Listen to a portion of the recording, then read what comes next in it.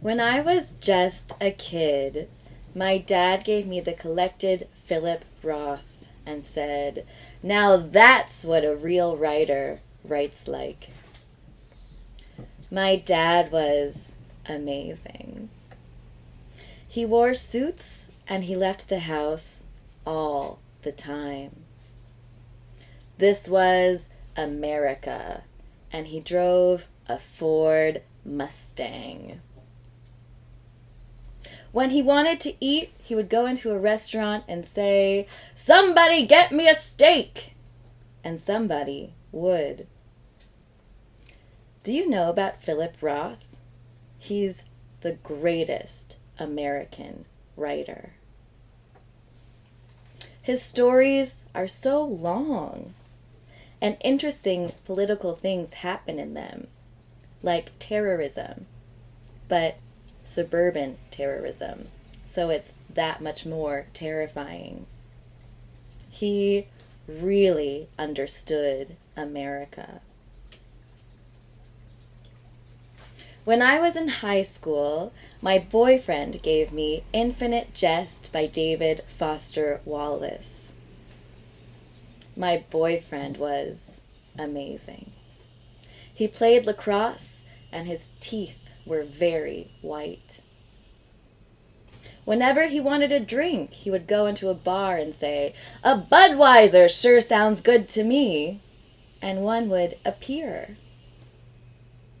He told me all about David Foster Wallace, like about how he was tortured, but a genius, like about how he was an asshole to women, but only because he was tortured and a genius, about how he was a real underdog, because when he was at the American University, he wrote contemporary American fiction instead of philosophy, and that was really courageous.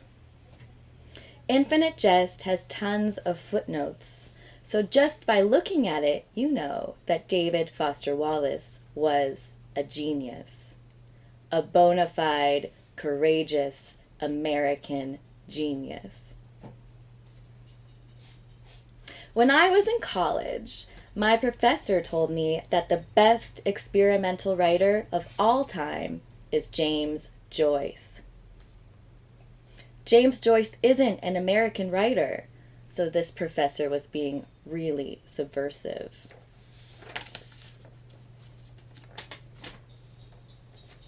Did you know that James Joyce is really subversive? He basically invented stream of consciousness. Well, Virginia Woolf and Dorothy Richardson did it too, but that's not at all the same. The professor said that run-on sentences are easier for women, so it's less innovative.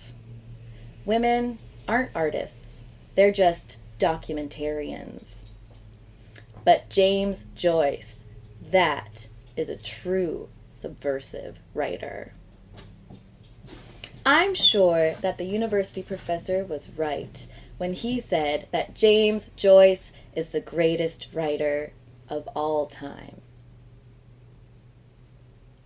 When I was in grad school in Europe, my literature professor, who I was also having sex with sometimes, explained Roberto Bolaño to me. He helped me understand all about how Roberto Bolaño is the greatest and most innovative writer of all time, because he wrote a whole book where the main character is based on him. Can you imagine? How can someone have so much imagination that they can make a whole character based on them? It's totally crazy.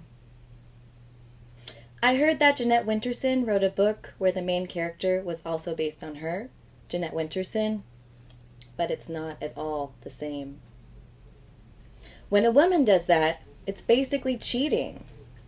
It's not innovative at all, because women only write autobiography to begin with. I am so grateful that I had these great men to teach me all about great American and European literature. Without them, I'm sure that I never would have figured anything out. I might have read Fran Ross or Violette Leduc and actually told people I was reading them. I might have thought that Kathy Acker was a good writer instead of someone who would do anything for attention. I might have actually bought that book by Harriet Mullen instead of the one by Charles Olson. It's almost too scary to imagine.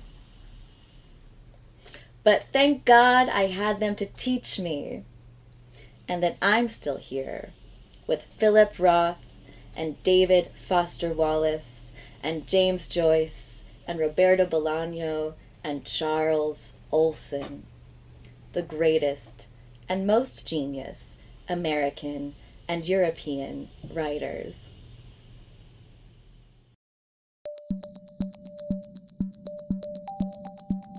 Rendez-vous mercredi 15 janvier au Monte-en-l'air à 19h avec les Parleuses.